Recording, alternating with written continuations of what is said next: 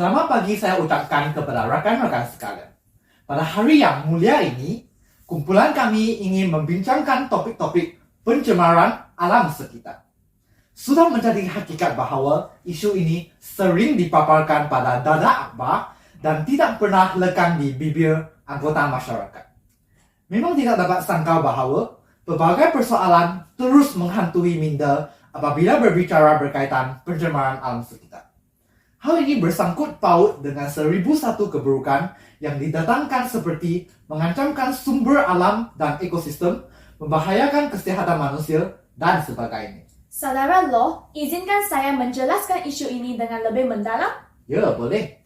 Mengikut pengetahuan saya, pencemaran alam sekitar boleh dibahagikan kepada 3 jenis, iaitu pencemaran air, pencemaran tanah, dan pencemaran bumi. Masalah tersebut sememangnya kritikal dan perlu diselesaikan dengan segeranya kerana isu ini bukan sahaja berlaku di Malaysia tetapi juga di seluruh dunia. Saudari Tan, apakah kamu faham tentang jenis-jenis pencemaran tersebut? Ya, saya telah melakukan penyelidikan secara ringkas terlebih dahulu untuk mendatangkan maklumat lanjut tentang pencemaran air dan pencemaran udara. Pencemaran air adalah perubahan yang berlaku kepada air dari segi kandungan atau warna serta sifat-sifat kimia yang disebabkan oleh pelbagai bahan pencemar dalam pelbagai bentuk seperti pepejal, cecair dan gas. Kesannya boleh merosakkan bukan sahaja kepada spesies individu tetapi juga kepada komuniti biologi semula jadi. Selain itu, pencemaran udara juga telah menjadikan masalah yang berterusan di banyak negara di rantau Asia Tenggara, dan Malaysia ialah salah satu negara yang paling teruk terjejas. Penyebab utama debu ini ialah amalan kebakaran oleh petani dan kebakaran gambut yang ditiup angin dari Indonesia, terutamanya Sumatera. Dengan itu, keadaan darurat pernah diumumkan sekali pada tahun 2005 di Pelabuhan Klang kerana indeks pencemaran udara API melebihi tahap 500. Saya amat bersyukur atas penyelidikan Saudari Tan. Dalam bala itu, penguatkuasaan undang-undang yang lemah juga antara punca berlakunya pencemaran yang semakin berlaku pada era moden ini. Pihak berkuasa tidak mengambil inisiatif dalam pemantauan. Dengan ini, pemantauan yang tidak konsisten menyebabkan pihak ramai individu tidak bertanggungjawab, membuat onar dan mengendahkan kedaulatan undang-undang. Pesalah juga tidak akan dijatuhkan hukuman walaupun undang-undang telah dilanggarkan. Integriti pihak berkuasa perlu dipersoalkan lantaran kes-kes penerimaan rasuah yang dikaitkan dengan penjawat-penjawat awam. Hal ini berlaku kerana tekanan ekonomi dan sikap tidak bertanggungjawab individu yang menawarkan wang haram tersebut hanya kerana ingin melepaskan diri daripada tindakan undang-undang. Pihak kerajaan sewajarnya lebih menumpukan perhatian dalam bab kebajikan pegawai-pegawai yang bertugas menegakkan kedaulatan undang-undang negara. Apakah pandangan saudara Ing? Idea yang dikemukakan oleh saudara Law sememangnya mantap. Pada pendapat saya, pencemaran juga berlaku akibat sektor perindustrian berkembang dengan pesat bagai cendawan tumbuh selepas hujan. Hal ini demikian kerana pembuangan sisa-sisa kimia daripada kilang-kilang ke dalam sungai tanpa sebarang tapisan akan menyebabkan pencemaran air. Sebenarnya, pengurusan sisa-sisa kimia dengan kaedah yang betul memerlukan kos yang tinggi. Dengan itu, pengurus yang bersikap bagai enau dalam berluka melepaskan pucuk masing-masing ingin menjimatkan kos untuk keuntungan sendiri sahaja. Tindakan ini bukan sahaja mencemarkan sumber air, malah mengancam kesihatan penduduk sekeliling. Seterusnya, tindakan ini juga mengancam nyawa hidupan akuatik lalu mengakibatkan ketidakseimbangan ekosistem berlaku. Saya amat bersyukur kepada fikiran saudari Eng berpendapat dan dengan pendapat saya. Bukan sahaja sektor perindustrian, malah sektor pengangkutan yang bergantung pada bahan bakar petrol dan diesel juga menyumbang punca pencemaran alam sekitar. Kedua-dua sektor ini menggunakan sumber tenaga yang tidak boleh diperbaharui seperti diesel dan bahan bakar petrol telah mencemarkan udara. Seterusnya, masyarakat pada masa kini amat tergantung kepada pengangkutan kenderaan seperti motosikal, kereta persendirian, dan lain-lain. Di Malaysia, penggunaan kenderaan yang amat tinggi telah menyumbang 53% asap yang menyebabkan pencemaran udara. Gas-gas seperti karbon dioksida yang dilepaskan ke atmosfera secara berlebihan telah menyebabkan indeks udara seluruh dunia berada pada tahap yang amat membimbangkan. Ya, sememangnya jelaslah pencemaran alam sekitar disumbangkan oleh pelbagai sebab dan akar umbinya haruslah kita hayati. Izinkan saya untuk mengalihkan fokus topik hari ini kepada kesan buruk yang didatangkan oleh pencemaran alam sekitar. Antara kesan utama pencemaran alam sekitar seperti pencemaran udara ialah manusia akan terdedah kepada pelbagai masalah kesihatan. Hal ini demikian kerana pembakaran terbuka secara berleluasa akan menyebabkan masalah jerebu. Tidak dapat dinafikan bahawa udara mengandungi oksigen yang diperlukan oleh manusia dalam proses pernafasan. Jika udara yang kita hirup dicemari dengan gas-gas kimia yang berbahaya, kita akan jatuh sakit kerana badan kita tidak boleh memproses kandungan udara yang telah dicemar. Terdapat juga individu yang tidak bertanggungjawab membuang sisa kimia ke sungai tersebut tanpa dirawat dahulu dan mengakibatkan penduduk di kawasan berdekatan jatuh sakit.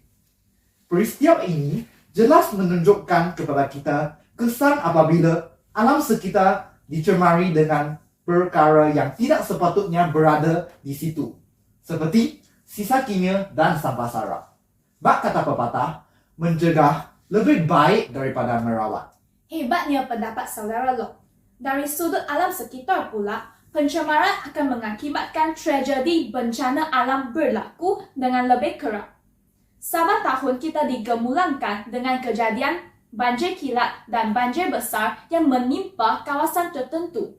Natijahnya, mangsa akan kehilangan tempat tinggal, kenderaan dan harta benda dalam sekelip mata sahaja.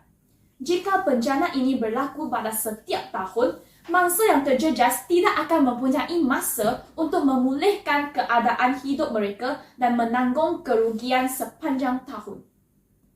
Perkara yang memudaratkan masyarakat kita ini seharusnya dibendung dan pihak berkuasa perlu melaksanakan tindakan yang sepatutnya. Agenda pembangunan lestari dan teknologi mesra alam kini mudah untuk didapati dan hanya memerlukan implementasi yang menyeluruh di setiap peringkat. Bak kata pepatah, dayung sudah di tangan, perahu sudah di air. Intihannya, pencemaran akan menyebabkan bencana alam untuk berlaku dan kita terpaksa menanggung akibatnya. Bolehkah saudari Tan mengemukakan idea kamu? Ya, boleh. Pada masa yang sama, pencemaran alam sekitar akan mengakibatkan pemanasan global atau kenaikan suhu bumi. Kerancakan sektor perindustrian dunia yang semakin pesat telah mencemari kandungan udara di dalam atmosfera sehingga menyebabkan penipisan lapisan ozon. Kesannya, cahaya matahari yang menembusi atmosfera akan terus sampai ke permukaan bumi. Selain meningkatkan suhu bumi, pencemaran matahari ini akan mengakibatkan radiasi UV yang boleh menjadi sebab kepada penyakit kanser kulit dalam kalangan manusia.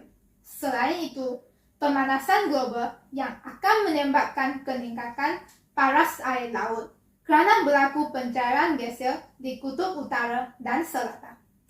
Hal ini akan menenggelamkan kawasan-kawasan pesisir pantai dan kebanyakan pusat pelancongan kita seperti pantai dan pulau turut terancam. Kesannya, pencemaran alam sekitar menyumbang kepada pemanasan global dan kenaikan suhu bumi.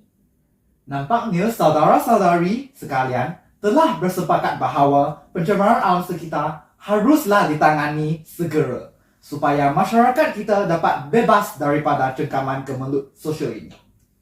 Bolehkah saudari Ing memberikan sekata sepatah tentang cara penyelesaian masalah tersebut? Siapakah yang sebenarnya wajar memikul tanggungjawab untuk mengatasi masalah pencemaran?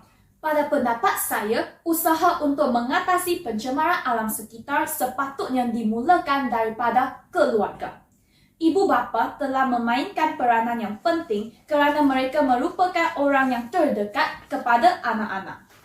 Anak-anak sering diibaratkan sebagai kain putih, maka ibu bapa bertanggungjawab untuk mencorakkannya sama ada seindah warna pelangi atau semalap mendung awan di langit. Justeru, mereka harusnya mengambil inisiatif untuk mendidik anak-anak untuk menghargai alam sekitar sejak kecil lagi kerana melentur buluh biarlah dari rebungnya. Ibu bapa haruslah sentiasa mendedahkan isu-isu pencemaran alam sekitar yang terkini kepada anak masing-masing supaya kesedaran menjaga alam sekitar mereka dapat dipupuk. Seterusnya, ibu bapa juga harus menjadi suri teladan kepada anak-anak kerana bapa borek anak rintik. Sebagai contoh, mereka tidak sepatutnya membuang sampah di merata-rata tempat dan melakukan pembakaran terbuka yang akan mencemarkan alam sekitar. Sikap seperti ketam mengajar anak yang berjalan dengan betul tidak harus diamalkan oleh ibu bapa, iaitu mengajar anak menjaga kebersihan alam sekitar tetapi mereka sendiri tidak berbuat demikian. Sebaliknya, jika ibu bapa sendiri menjadi teladan, maka anak-anak juga akan terpengaruh dan menjejak langkah ibu bapa. Dengan ini, nescaya pencemaran alam sekitar akan diatasi. Pada pandangan saya pula, kalau ditinjau dari sudut yang lain, pihak sekolah juga memainkan peranan yang afdal dalam usaha mengatasi pencemaran alam sekitar.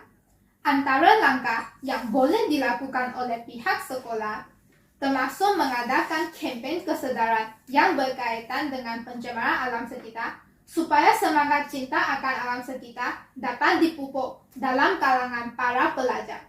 Melalui pelajaran seperti pendidikan sivik dan kewarganegaraan serta pendidikan moral, ilmu pengetahuan tentang alam sekitar dapat ditambah secara langsung. Misalnya, guru-guru boleh mengajar artikel yang berkaitan ketika waktu kuliah. Secara tidak langsung, mereka dapat disedarkan tentang kesan buruk yang dibawa oleh pencemaran alam sekitar. Penubuhan klub alam sekitar juga merupakan cara yang baik untuk mengurangkan kesan pencemaran. Contohnya, klub tersebut boleh menganjurkan pelbagai program seperti ceramah dan gotong royong membersihkan kawasan sekolah dengan tujuan melibatkan pelajar dalam aktiviti alam sekitar secara insentif. Maafkan saya, tapi izinkan saya untuk menyuarakan pendapat saya terhadap pernyataan tersebut. Amat bernas ujar kata dari saudari Tan. Walau bagaimanapun, tidak dapat dinafikan bahawa pihak kerajaan merupakan tonggak utama dalam pencegahan pencemaran alam sekitar. Pihak berkuasa haruslah menguatkan undang-undang agar amaran dapat diberikan kepada segenap lapisan masyarakat. Hal ini dikatakan demikian kerana undang-undang merupakan garis panduan kepada masyarakat supaya tidak melakukan tingkah laku yang salah. Pihak berkuasa seperti Kementerian Sains, Teknologi dan Alam Sekitar wajib menjatuhkan hukuman kepada sesiapa yang melanggar peraturan. Buktinya, Akta Kualiti Alam Sekitar telah dikaji oleh Kementerian Alam Sekitar untuk menaikkan denda maksimum 10 juta ringgit Malaysia dan juga hukuman penjara kepada pesalah-pesalah yang mencemarkan alam sekitar. Lebih-lebih lagi, pihak kerajaan juga perlu memperbaiki cara menjana kuasa elektrik kini, iaitu pembakaran arang batu atau menggantikannya dengan penjenaan kuasa yang boleh diperbaharui. Hal ini demikian kerana sumber yang boleh diperbaharui adalah lebih mesra alam dan tidak akan mencemarkan alam sekitar. Lebih-lebih lagi, saya pula berpendapat bahawa perancangan dan pengurusan sisa yang sistematik sememangnya dialu-alukan dalam anggota masyarakat. Langkah tersebut sering dipandang enteng kerana rakyat Malaysia menganggap langkah tersebut amat membazirkan masa dan tidak memanfaatkan mana-mana pihak. masyarakat perlulah mempraktikkan amalan 3R dalam kehidupan seharian, iaitu program yang dikenali sebagai Reduce, Reuse, Recycle. Saudari Eng, apakah maksud reduce, reuse, dan recycle? Sabar saudara Loh, saya akan menerangkan amalan 3R dengan teliti sekarang. Reduce, Reuse, Recycle bermaksud pengurang, guna semula dan kita semula. Oh, rupa-rupanya. Sila teruskan penjelasan kamu. Pengurang iaitu mengurangkan penggunaan bahan sumber yang terhad. Dalam erti kata lain, masyarakat haruslah berjimat cermat dalam menggunakan bahan sumber yang saban hari kian berkurangan seperti petroleum dan arang batu. Tambahan pula, guna semula juga merupakan usaha menggunakan semula bahan-bahan buangan secara terus atau mengubah fungsi bahan tersebut dengan mereka cipta barangan baru. Hal ini dilakukan untuk menjimatkan bahan sumber sekaligus mengurangkan sampah sarap yang boleh menyebabkan pencemaran alam sekitar. Sebenarnya, konsep ini sememangnya telah awal diterapkan dan diuar-uarkan melalui pelbagai platform tetapi kurang berkesan dan tidak dapat menembusi sanubari rakyat kita. Ya, saya amat bersetuju dengan pandangan Saudari Eng. Dengan itu, masyarakat perlu mempraktikkan amalan kita semula, yaitu menggunakan semula bahan baru. Misalnya, masyarakat boleh menjual surat khabar dan majalah lama untuk kita semula. Hal ini bukan sahaja dapat mengurangkan sampah, malah dapat menjimatkan kos untuk pelupusan sampah kerana sambil menyelam minum air. Bak kata pepatah, berjimat sebelum kena, ingat sebelum habis. Oleh itu, masyarakat haruslah sentiasa peka terhadap isu-isu pencemaran alam sekitar untuk mengelakkan pencemaran daripada menjadi semakin serius. Nampaknya perbincangan tentang cara penyelesaian pencemaran alam sekitar telah dikupas dengan mendalam. Setelah menghalusi hujah-hujah yang dikemukakan oleh saudara-saudari, tidak hairan kita dapati bahawa semua pihak perlulah berganding bahu dalam memerangi fenomena yang telah merunsingkan dan mengacau bilaukan minda masyarakat ini. Betul. Kita tidak boleh mengharapkan satu pihak semata-mata kerana bertepuk sebelah tangan tidak berbunyi. Hanya masyarakat sendiri yang menjunjung tinggi sikap bekerjasama barulah tenaga dapat dikemblengkan untuk mengelakkan pencemaran daripada meruncing. Marilah kita menyumbangkan usaha bersinambungan supaya bumi kita yang kian tergugat oleh aktiviti manusia yang memudaratkan dapat dibebaskan dan kembalilah kehijauannya. Oleh itu, terima kasih atas kesudian saudara-saudari bagi melibatkan diri dalam perbincangan ini dengan begitu aktif dan bersungguh-sungguh. Sama-sama, kita jumpa lagi.